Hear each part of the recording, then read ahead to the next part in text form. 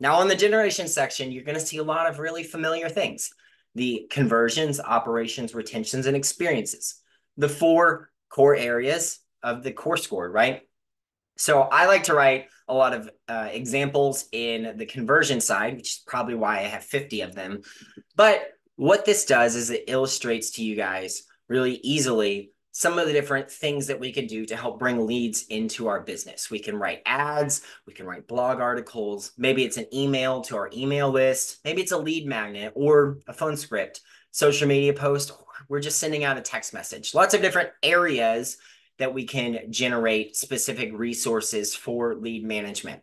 So the very first thing you want to do is decide, man, what am I sending today? Maybe today we're going to build out a blog article and I'm going to use my specific profile.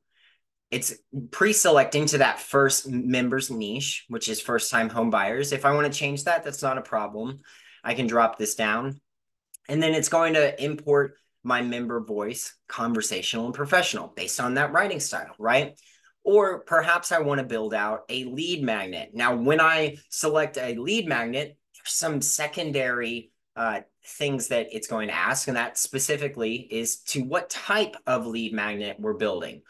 So we're going to build a lead magnet, and maybe this time it's just a report that we can send out to some of the leads that will be an opportunity. We'll house this on our website, and we can let them trade their details for this resource. And it's going to be a report, again, selecting from the team member, member niche, member voice.